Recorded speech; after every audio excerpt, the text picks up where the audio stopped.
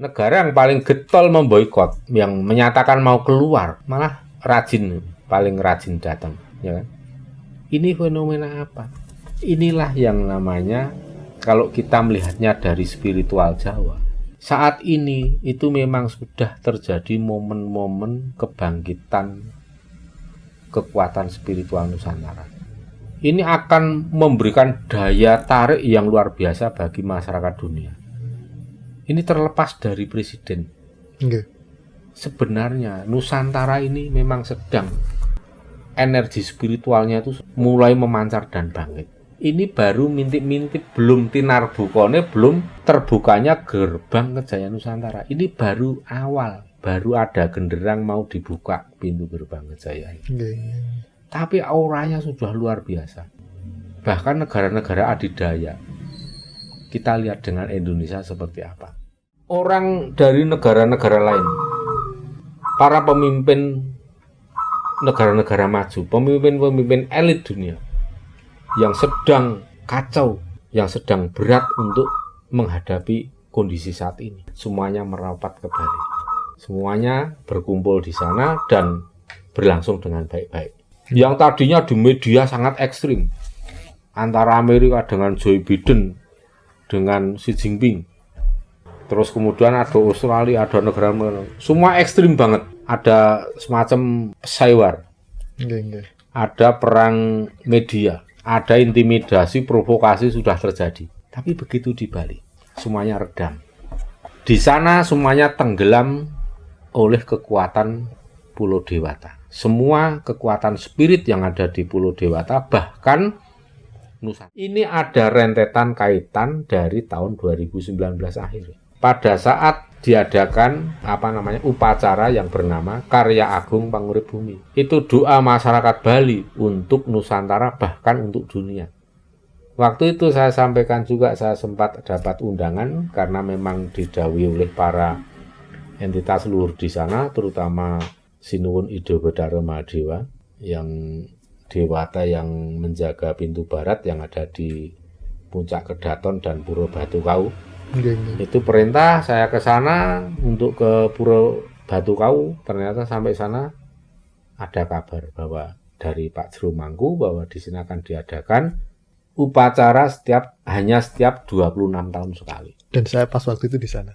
Pak Mangku itu cerita, Pak Jero Mangku yang ada di Batu Kau, ini adalah doa warga Bali, bukan hanya untuk Bali saja, bukan hanya untuk Nusantara, tapi untuk dunia. Universal ya? Universal.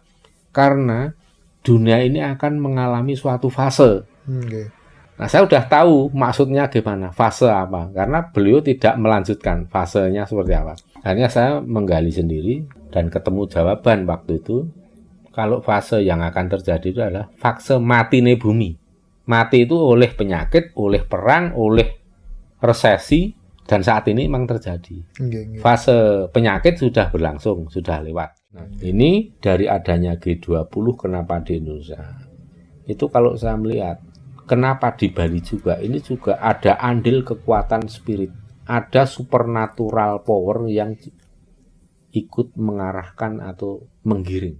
Jadi kalau saya melihat di sini memang ada peran yang sangat besar dari para supernatural power, entitas luhur yang ada di Nusantara ini untuk meredam, melebur semua emosi angkara murka, berkumpul di Pulau Bali dan kemudian pulang ke negara masing-masing dengan unek-unek yang sudah keluar. Setidaknya akan mengurangi intensitas ketegangan karena di Bali sudah saling bertatap muka, berjabat tangan, ngobrol langsung satu ruangan. Itu jelas akan menurunkan tensi. Benar. Nah, inilah yang disebut memasuh malaning bumi. Maka seluruh pemimpin-pemimpin elit dunia yang paling berpengaruh terhadap kehidupan ekonomi politik global berkumpul di Bali untuk dibasuh oleh kekuatan spirit yang ada di Bali khususnya dan Nusantara pada umumnya.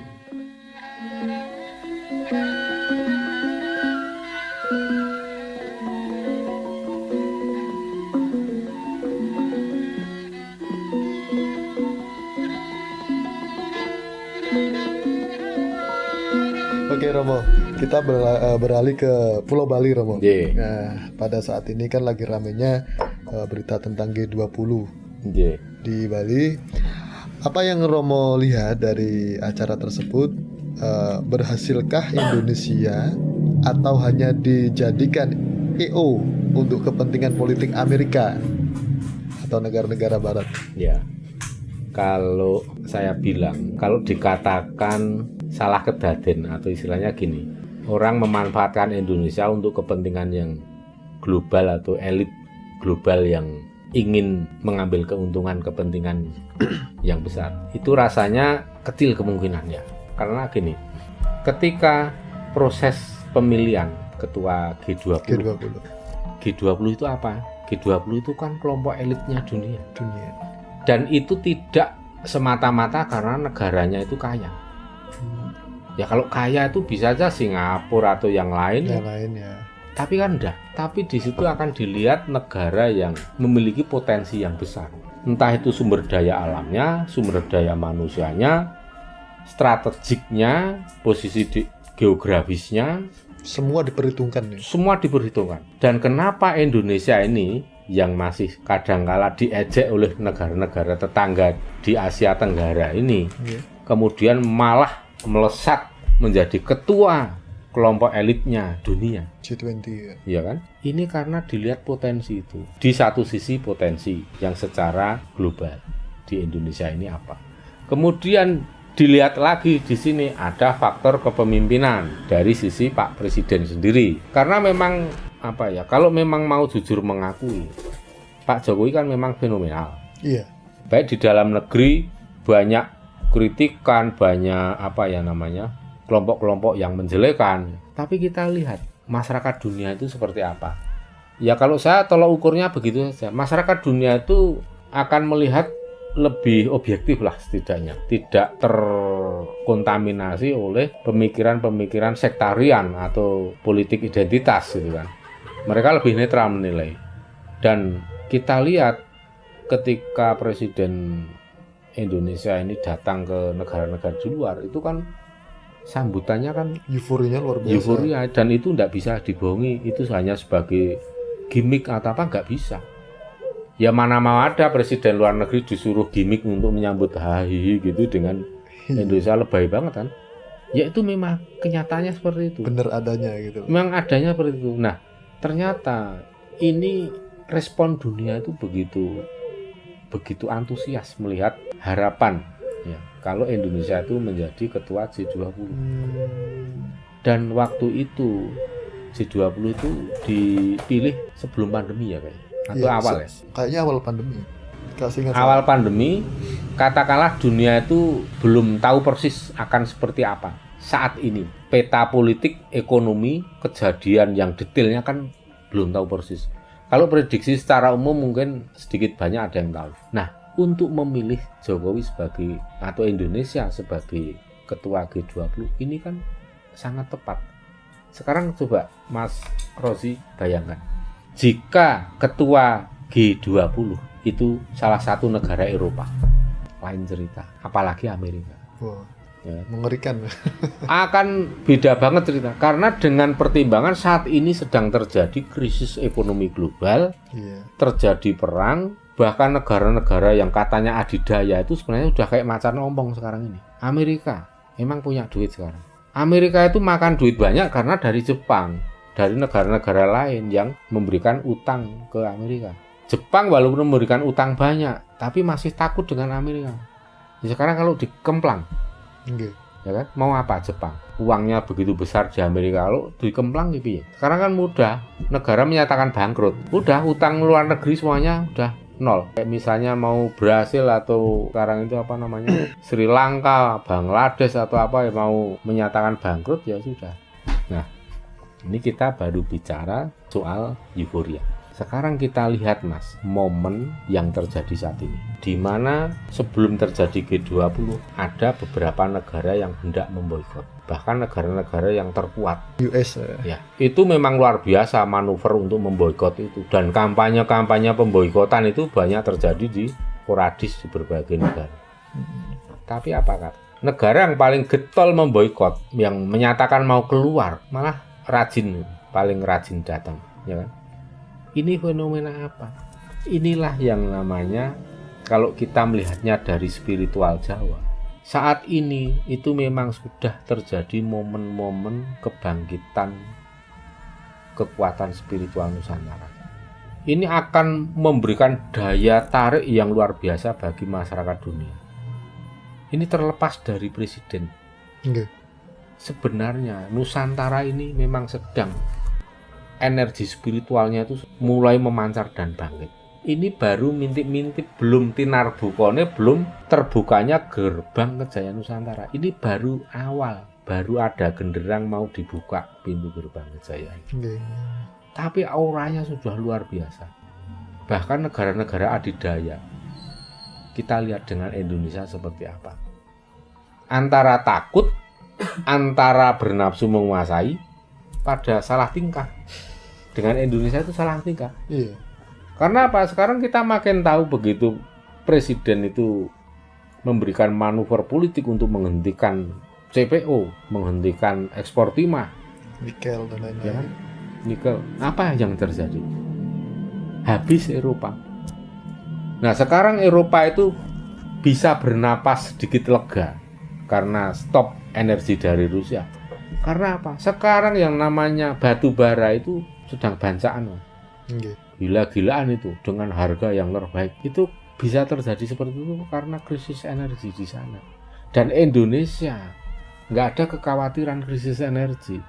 Mau di stop gimana? Wong sekarang itu cadangan minyak Indonesia boleh saja pas-pasan.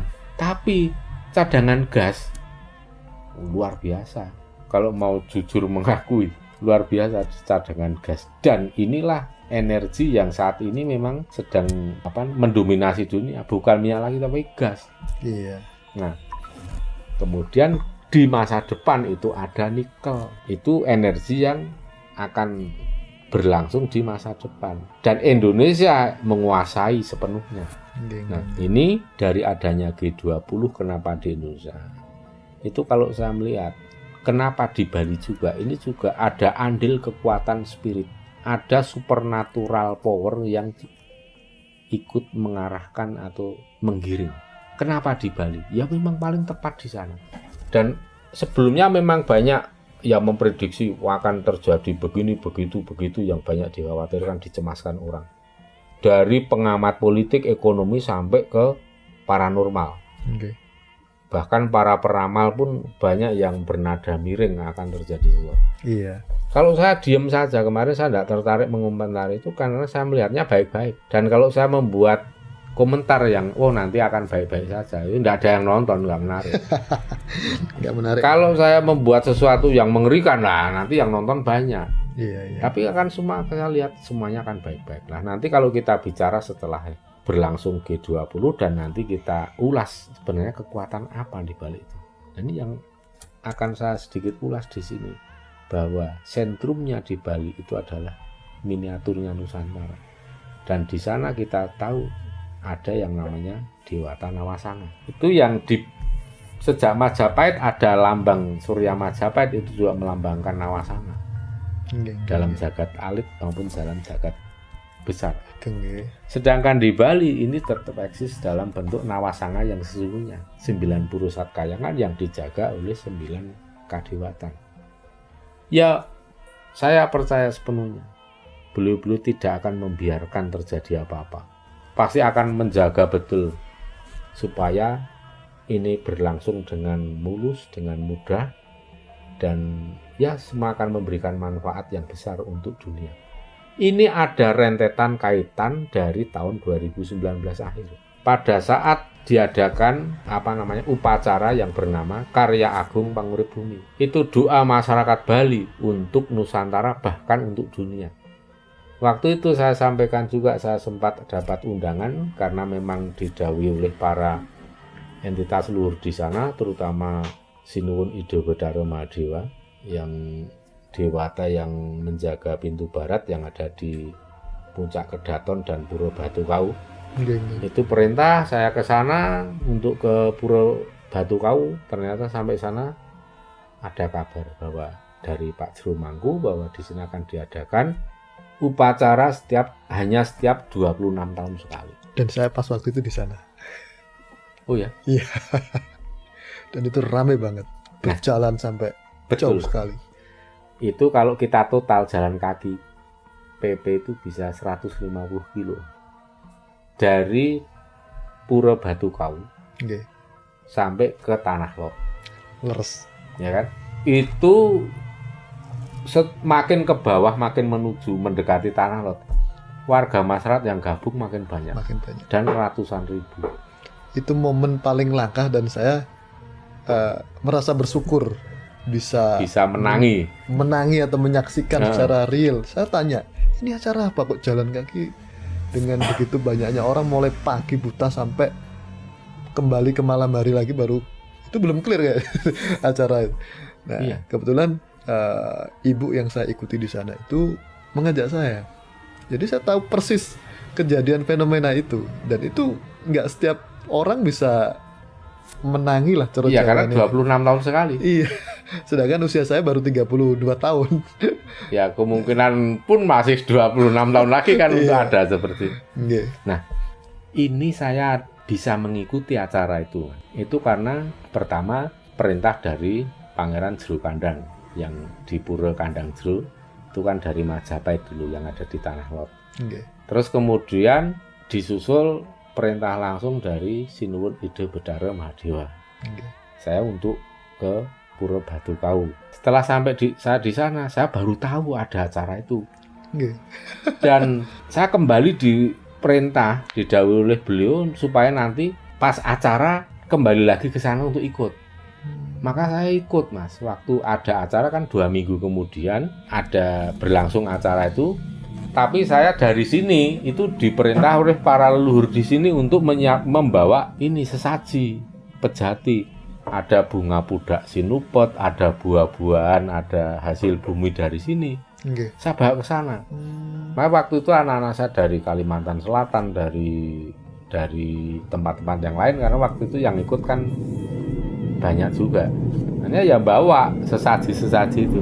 Kita di pinggir jalan yang mau masuk ke Tanah Lot itu juga kita menyiapkan ini, Mas, banyak makanan yang nanti bisa dimakan semua warga masyarakat yang ikut.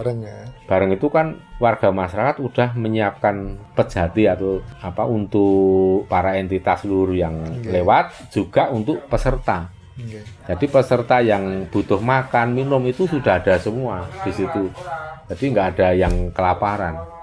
Dan itu yang luar biasa itu karena Pak Mangku itu cerita, Pak Jero Mangku yang ada di Batu Kau, ini adalah doa warga Bali, bukan hanya untuk Bali saja, bukan hanya untuk Nusantara, tapi untuk dunia. Universal. Universal. Karena dunia ini akan mengalami suatu fase. Nah, saya udah tahu maksudnya gimana, fase apa, karena beliau tidak melanjutkan fasenya seperti apa. Akhirnya saya menggali sendiri dan ketemu jawaban waktu itu. Kalau fase yang akan terjadi itu adalah fase matine bumi. Mati itu oleh penyakit, oleh perang, oleh resesi, dan saat ini memang terjadi. Fase penyakit sudah berlangsung, sudah lewat. Ya. Fase perang masih berlangsung, dan fase resesi ekonomi sedang dan masih akan berlangsung. Mungkin lebih parah. Tapi yang heran saya juga ketika kita mengalami fase penyakit kemarin, Romo. Dibilang krisis, dibilang apa, tapi masyarakat Indonesia semiskin-miskinnya masyarakat kita itu kok masih bisa belanja di mal-mal, masih bisa beli HP baru. Saya kira ini ada apa gitu loh. Ya, jadi begini, Mas, orang yang memberi itu kan kalau dilakukan dengan tulus tadi itu, memberi dengan tulus dan tepat sasaran, kan tidak ada yang hilang, malah justru dapat. Nah, kita ini diwakili oleh para semeton di Bali untuk melakukan dharma kepada dunia. Dan mereka melakukan dengan ikhlas, mendoakan seluruh warga dunia ini. Tidak pandang bulu, kecuali ini yang saya doakan hanya umat Hindu saja, kan enggak. Semua umat agama apapun didoakan untuk yang terbaik. Dengan ketulusan dan tepat sasaran, akhirnya akan menghasilkan suatu kebaikan, resonansi kebaikan. Makin banyak memberi, makin banyak menerima. Maka ketika Indonesia mengalami suatu fase ada pandemi seperti itu. Maka kalau kita lihat, ya memang kita itu bangkit lebih cepat. Benar. Dan tumbuh makin kuat. Negara lain masih biayaan mengatasi pandemi. Kita ini sudah, sekarang nggak usah jauh-jauh ya. Jakarta atau di tempat yang lain masih ada yang namanya PPKM. Di Jogja ini sudah riuh rendah, ramai wisata. Saya juga merasakan dampak dari pandemi. Jadi saya kembali ke Jawa ini ya dampak dari pandemi juga. Dampak dari pandemi. Dan ketika Maret kalau nggak salah, waktu Jakarta lockdown, saya melakukan perjalanan dari Bali, Jawa sampai Sumatera. Dan saya juga fine-fine aja, nggak ada masalah apapun. Bahkan saya ketika datang ke Jawa, saya menyatakan sikap karena miris melihat orang-orang yang kena sanksi sosial karena terdampak dari penyakit COVID itu. Saya memutuskan diri sebagai relawan dan siap menanggung segala konsekuensi. Nah, konsekuensi terburuk adalah terpapar dan meninggal. Tapi saya nggak seperti itu. Apapun saya siap. Toh saya meninggal hari itu juga, tapi dalam rangka kebaikan saya monggo. Dan nyatanya sampai saat ini saya sehat walafiat. Dan dari semua pasien COVID yang saya antar ke rumah sakit, jemput ke rumah sakit, itu yang hidup cuma satu, Romo. Satu. Semua meninggal. Dan itu saya miris. Ada yang jangka 10 hari. Bahkan saya juga, ikut memandikan jenazah tanpa ada keraguan sedikit pun. Karena saya yakin saya punya Tuhan. Dan hidup mati saya ada di tangan Tuhan. Ya berarti itu kan sudah dengan ketulusan yang tanpa batas dan dengan belas asih ya. Iya. Itu yang kemudian menjadi pagar gaib yang melindungi. Karena kan dharma yang kita lakukan dengan ketulusan, dengan welas asih, itu kan akan menjadi semacam energi yang memagari kita. Itu akan menjadi orang yang tidak mudah dicelakain orang, akan menjadi orang yang selalu beruntung. Itu karena dharma yang kita lakukan dengan memenuhi syarat itu tadi. Makanya seperti di Bali pun ya, itu kan mewakili Nusantara, mewakili Indonesia ya. Yang sudah jauh-jauh hari mendoakan dunia. Ya akhirnya apa? Anugerahnya ya Indonesia diberikan kemudahan saat melewati pandemi. Bangkit lebih cepat, akhirnya tumbuhnya lebih kuat juga. Jargonnya bagus sekali ya Pak Jokowi. Bangkit lebih cepat lebih. Iya. Nah itulah semua itu kalau saya lihat memang sudah seperti skenario alam semesta. Iya. Sampai rangkaian itu berupa G20 di Bali. Orang dari negara-negara lain, para pemimpin negara-negara maju, pemimpin-pemimpin elit dunia yang sedang kacau, yang sedang berat untuk menghadapi kondisi saat ini, semuanya merapat ke Bali. Semuanya berkumpul di sana dan berlangsung dengan baik-baik.